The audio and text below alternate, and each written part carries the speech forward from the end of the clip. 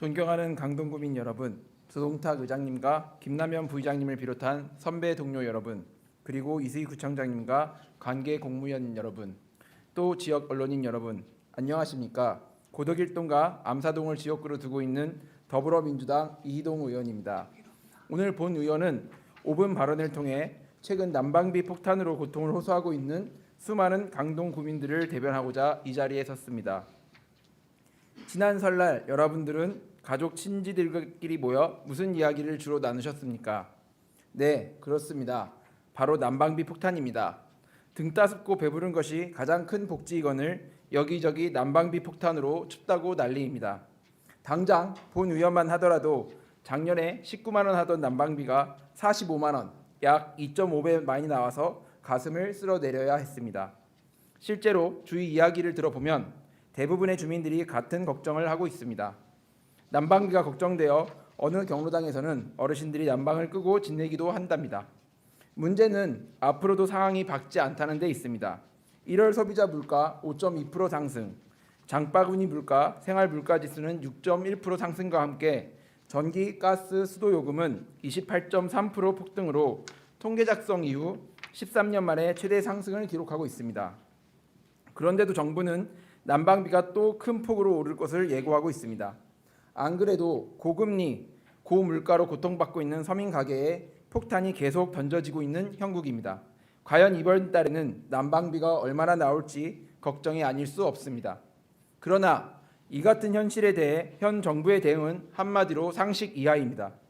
선거가 끝난 지 10개월이 지났음에도 불구하고 여전히 전 정부 탓만 하고 있습니다. 포퓰리즘 때문에 문 정부가 난방비를 제대로 올리지 않았다는 것인데 코로나 전국으로 가계 경제가 위기를 맞고 있는 당시를 떠올리면 그와 같은 비판이 한낱 변명밖에 되지 않음을 쉽게 알 수 있습니다. 현 정부는 이번 겨울 러시아 우크라이나 전쟁으로 천연가스 가격이 올라갈 것을 예측했다면 그에 대한 대책을 미리 세웠어야 했습니다. 난방비를 한꺼번에 43%나 올릴 거라면 예산을 짤 때 갑자기 증액되는 난방비 때문에 고통받을 취약계층들을 위해 정책을 세워놓아야 했습니다. 그러나 아무 대책 없이 서민들에게 폭탄을 던졌고 그 결과 서민들은 고통받고 가스공사는 오히려 지난해 2조에 가까운 영업이익을 기록했습니다. 법인세 인하 등 부자들은 감세해주면서 서민들의 지갑은 탈탈 털어가고 있습니다. 난방비와 관련하여 민심이 들끓기 시작하자 정부는 서둘러 대책을 발표했지만 이 역시 언발의 오줌누기에 불과합니다. 160만 가스 요금 할인 가구와 117만 에너지 바우처 지원 가구를 대상으로 지원액을 2배 늘리는 조처를 발표했지만 실제로는 중복으로 인해 179만 가구에 불과하고 지원 대상을 확대하지 않아 에너지 지원 사각지대는 여전하며 대다수의 서민은 혜택을 받을 수 없습니다. 민주당이 주장하는 대로 대규모 추경에 따른 지원이 없는 이상 서민들의 부담은 클 수밖에 없습니다. 그럼 이런 막막한 현실에서 우리 강동구가 해야 할 일은 무엇일까요? 최근 집행부의 보도자료를 보면 구청장님이 지역의 따뜻한 겨울나기를 위해 지역 단체와 업무 협약도 맺고 한파 쉼터도 찾아다니고 있는데 그것만으로는 부족합니다. 파주시처럼 전가구 재난지원금으로 난방비를 지원해 줄 수는 없더라도 실제로 난방비 폭탄으로 인해 고통받는 주민들이 누가 있는지 세세히 살피고 정책을 짜야 합니다. 갑작스럽게 재정을 마련하지 못하더라도 효율적이고 효과적으로 예산을 집행해야 합니다. 최근에 서울시 구청장 협의회가 취약계층 가구당 난방비 10만 원을 추가 지원하는 등의 대책도 부랴부랴 내놓았지만 이 역시 세심한 정책 위에서나 효과를 볼 수 있습니다. 예컨대 현재 강동구의 경로당은 총 134개입니다.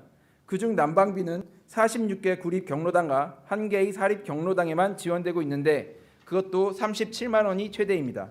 이번 서울시의 지원으로 13만 8천 원이 더 지원되지만 이 역시도 부족할 것으로 예상됩니다. 따라서 집행부는 이번 사태와 관련하여 기존 47개 경로당뿐만 아니라 사립 경로당 지원은 가능한지 최대 금액을 늘릴 수 있는지 검토해 주시기 바랍니다.